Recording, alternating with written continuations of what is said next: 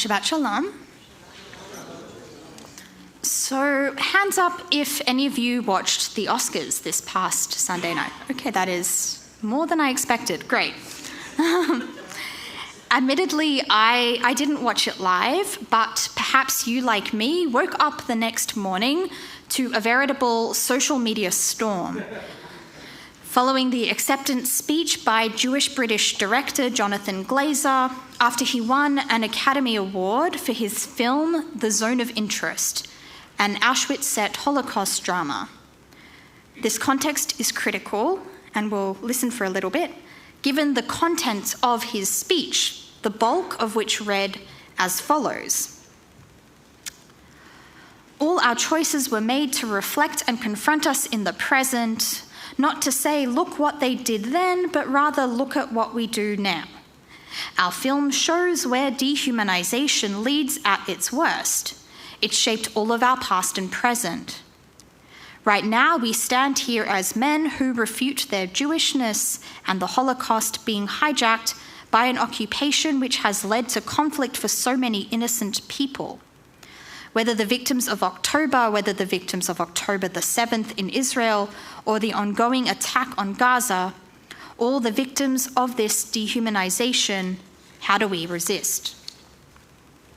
Let's first state the obvious. We can all raise our eyebrows, and I saw some of the faces and heard some of the noises you made at the idea that Glazer or any of us could refute their Jewish identity. We're going to get into this shortly, I promise, but before we do, I want to hone in on a key idea that his speech arises, one that is, ironically, inherently Jewish: the parameters of debate. Our rabbis, of course, are no strangers to this notion, and we can uplift one of their examples from the Talmud. It comes from tractate Megillah, which felt appropriate given that we'll be reading the Megillah in celebration of our Purim festival in just a week's time. Yes, Lindy, I can see you nodding. We'll get there too. In this part of the Talmud, the rabbis outline the Torah reading for Rosh Chodesh, with Rosh Chodesh Adar Bet, the Hebrew month, which we are marking Purim this year given it's a leap year, which also took place coincidentally this past Sunday. In deciding what Torah should be read, Ula bar Rav and Rava debate which precise verses should be chanted and how many readers there should be. This might seem a little nonsensical or out of place. What does Rosh Chodesh have to do with the scroll of Esther? My suggestion is that they are agreeing on a principle. Reading between the lines, the rabbis are in lockstep that there will be a Torah reading on Rosh Chodesh. No negotiation on that. Just as they will agree that there will be, without question, for example, a Megillah reading, or in other places in the Talmud, the lighting of the Chanukiah or the recitation of the Shema in the morning, and so on. Where the debate comes in is regarding the detail, the who, the how much, and so on. Staying with our Purim theme, according to the Shulchan Aruch, the Megillat Esther can theoretically be read in the language of the land, so that those who do not understand the Hebrew, the original Hebrew, can follow along. Of course, in practice, we do often chant it in Hebrew, though this ruling may explain the proliferation of creative interpretations, from songs to spiels to reading some sections in Hebrew and others in different languages, or what have you. Put differently, the principle of the Megillah reading is the binding thread. There will be a Megillah reading, but the negotiations around how that happens and how that looks is open to a bit of subjectivity. So, circling back to Jonathan Glazer, where's the principle and where's the debate? So I'll suggest as follows. The principle here, at least for me, is that Judaism, or one's being Jewish, is irrefutable. We can look at this on a number of different levels. Firstly, practically.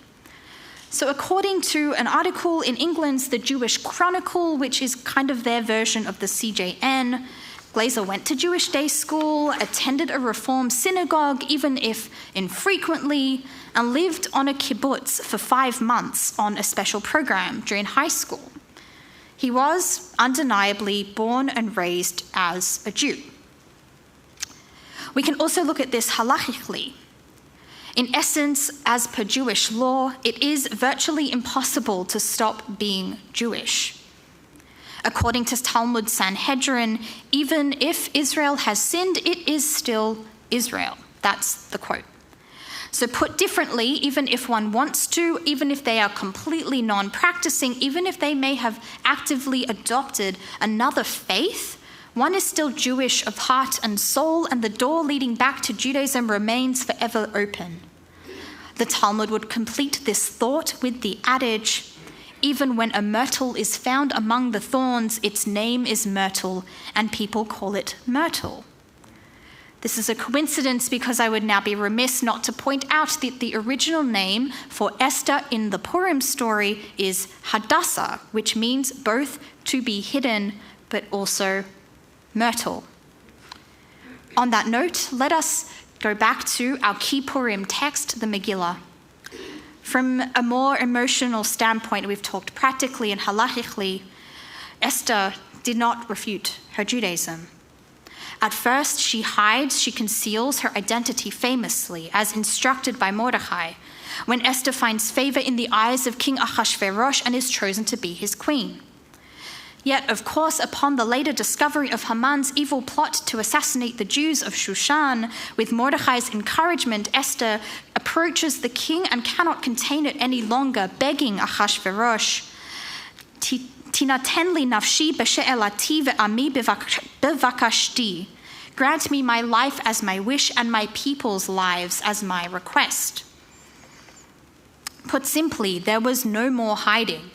Plain and simple, Esther didn't get a choice because she didn't feel like she had one, and arguably, neither do we. The principle, therefore, remains the same.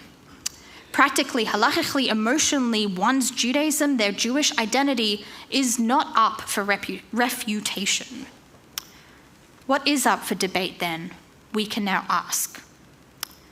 Let's look a little bit at the how, the reaction, the debate that followed. In the wake of Oscar's speech, he was met by both condemnation on one hand and clarification on another. Many Jewish institutions, from the World Zionist Organization to the Anti-Defamation League to groups of Holocaust survivors themselves, again given the content of the film, decried Glazer's remarks as morally reprehensible, as excusing Hamas's brutal assault, its terrorism on October 7, and as minimizing the tragedy of the Shoah. He was lambasted, especially from the more conservative pockets of the Jewish world, for seemingly showing little respect for fact or consequence. Executive producer of the film, Danny Cohen, another Jew, responded in his own manner by acknowledging on a podcast called Unholy that the comments had rattled and angered a lot of people. Cohen mentions how he'd been contacted by many who, in the hope and belief that the movie would be crucial for Holocaust education, were upset that it has seemingly been overshadowed or mixed up with what is currently going on in Gaza, whether Glazer meant it or not. He also adds that he fundamentally disagrees with his director colleague, placing the blame for the ongoing war in Gaza squarely on Hamas as a terrorist organization who continues to hold hostages in tunnels and to allow innocent civilians, namely the Palestinians themselves under Hamas's watch, to suffer. In sum, to quote Cohen, "I think the war is tragic and awful and the loss of civilian life is awful, but I blame Hamas for that." Others say that Glazer was misquoted or even that he had the right idea. In the Toronto Star, social and racial justice columnist Shri Paradkar wrote that despite it being awkwardly structured, Glazer's comments were evidently an appeal for peace from all sides. Paradka describes Glazer as a man with moral courage, as opposed to morally reprehensible, in rejecting the use of the horrors of the Holocaust to justify Israel's, some would say illegal, occupation of the West Bank and killing of innocent civilians. In another article, this time for pop culture website Vox, writer Aya Romano says that Glazer's statement was, in fact, quite clear when we listen closely, that he's rejecting using Jewishness or the Holocaust to justify the ongoing military campaign in Gaza, as well as the perceived co-option of Jewish identity by an extremist Israeli government which represses an eventual two-state solution. So in any case, as the drama unfolds, wherever we land, perhaps this is where we can land for now. We can debate the meaning behind Glazer's speech. We can debate the policies of the Israeli government. We can grapple with our individual and communal relationships to Judaism. We are, after all, B'nai Yisrael, the people who struggle with God. And we can scrutinize Israel's conduct of war from many perspectives: Jewish, moral, ethical, humanitarian, etc. What we cannot refute is that there is no escape or refutation from one's Jewishness in the first place. And I'd like to believe that we can all agree that both the events of October 7 and the ensuing war are, as we've heard, tragic, awful, and horrendous for Jews, Israelis, and Palestinians alike. With this noise resounding loudly in all corners of the Jewish world, perhaps it's our responsibility now to cut through it and unmire ourselves from the misinformation and just recognize the absurdity of the situation. For it is absurd.